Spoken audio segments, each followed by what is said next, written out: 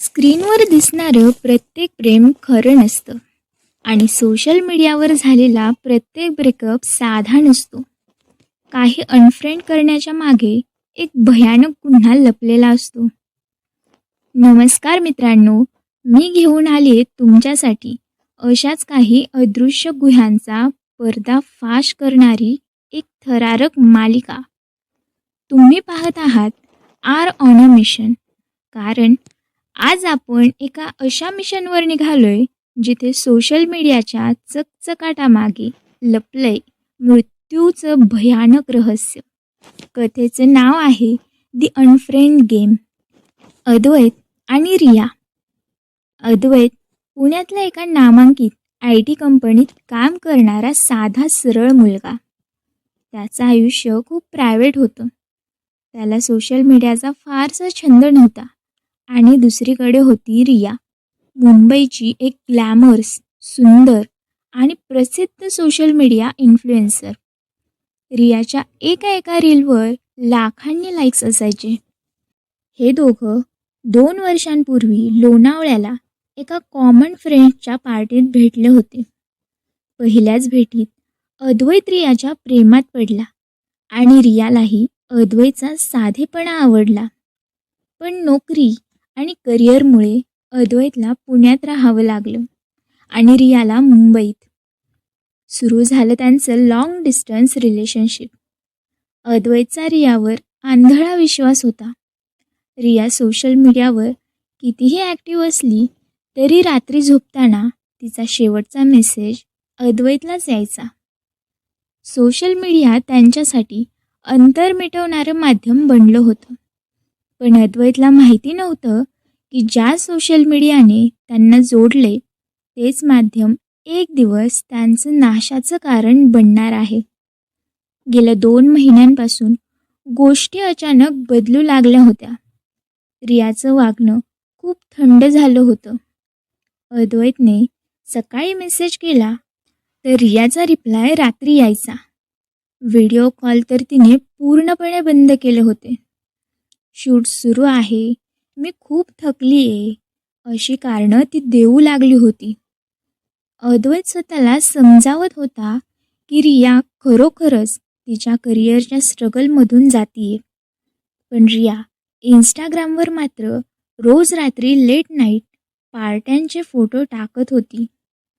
तिच्या फोटोंमध्ये आता एक नवीन मुलगा खूप जवळ उभा असलेला अद्वैतने नोटीस केला होता.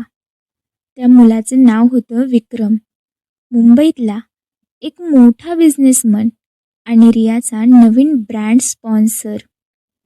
दिवस उजाडला 14 फेब्रुवारी, व्हॅलेंटाईन डे.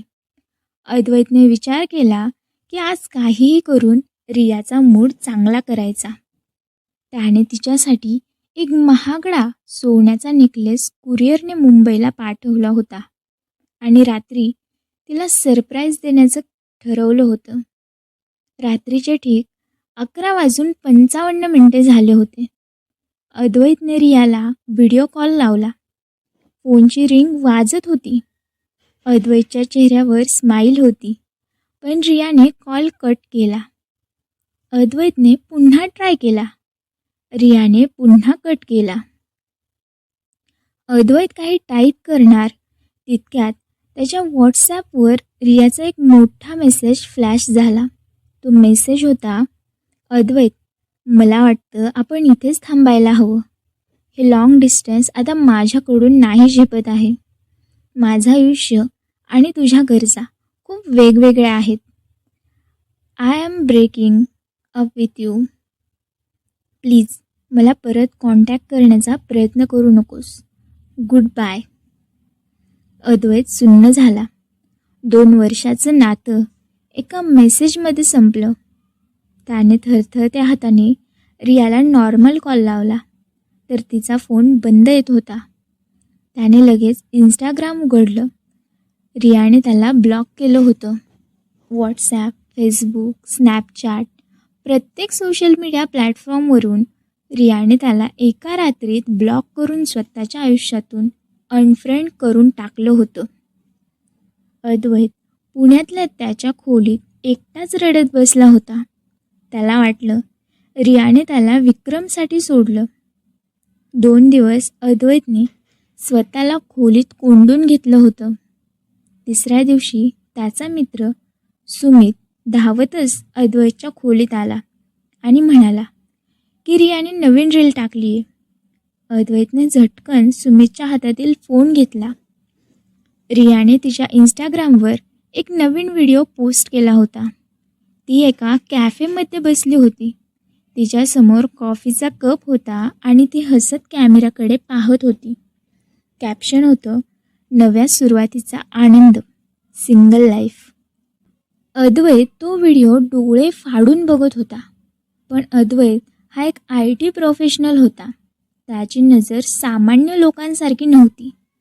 त्याने तो व्हिडिओ पॉज केला आणि झूम करून बघायला सुरुवात केली. आणि तिथेच त्याला 3 गोष्टी दिसल्या ज्यांनी त्याच्या अंगावर काटा आणला. पहिली गोष्ट, रियाच्या बोटात एक अंगठी होती. ती अंगठी अद्वैतने दिलेली नव्हती आणि रियाने कधीच ती खरेदी केली नव्हती.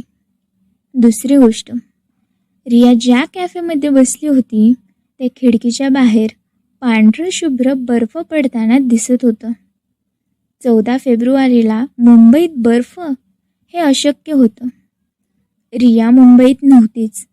आणि तिसरी, सगळ्यात भयानक गोष्ट, रियाने ज्या हाताने कॉफीचा कप पकडला होता त्या उजव्या हाताच्या मनगटावर घड्याळाच्या खाली एक जुना वाळलेला रक्ताचा डाग स्पष्ट दिसत होता. रियाचा चेहरा हसरा होता, पण तिचे डोळे सुजलेले होते. जणू ती खूप रडली होती. अद्वैत समजून गेला की काहीतरी खूप मोठं कारस्थान सुरू आहे. त्याने वेळ न घालवता सुमितच्या फोनवरून म्हणजेच एका फेक अकाउंटवरून त्या रीलवर एक कमेंट केली. ग्रेट लोकेशन रिया, पण मुंबईत बर्फ कधीपासून पडायला लागला आणि तुझ्या हातावर तो रक्ताचा डाग कसला आहे? मित्रांनो, कमेंट पोस्ट केल्याच्या अवघ्या 2 मिनिटात ती रील रियाच्या अकाउंटवरून डिलीट झाली आणि त्याच सेकंदाला अद्वैतच्या स्वतःच्या पर्सनल नंबरवर एका अनोळखी इंटरनॅशनल नंबरवरून व्हॉट्सॲप मेसेज आला. मेसेजमध्ये रियाचा एक फोटो होता ज्यामध्ये तिचे हात पाय खुर्चीला बांधलेले होते आणि तिच्या तोंडावर पट्टी होती.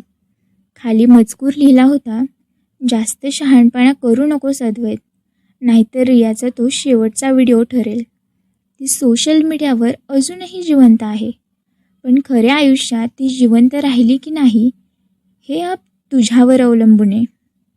रिया सोशल मीडियावर तर पोस्ट करते, पण खऱ्या आयुष्यात ती जिवंत आहे की नाही हे रहस्य तर फक्त अद्वैतच शोधू शकतो. पण तो तिथपर्यंत पोहोचेल का, की त्याचाही गेम होणार? मित्रांनो, सत्य शोधणं हेच आमचं ध्येय आहे. म्हणूनच चॅनलचं नाव आहे आर ऑन अ मिशन.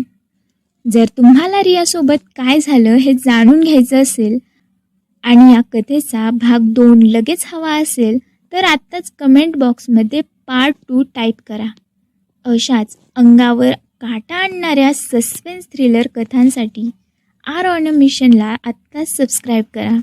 सावध रहा, सुरक्षित रहा, कारण सोशल मीडियाच्या जगात कोणीच सुरक्षित नाही.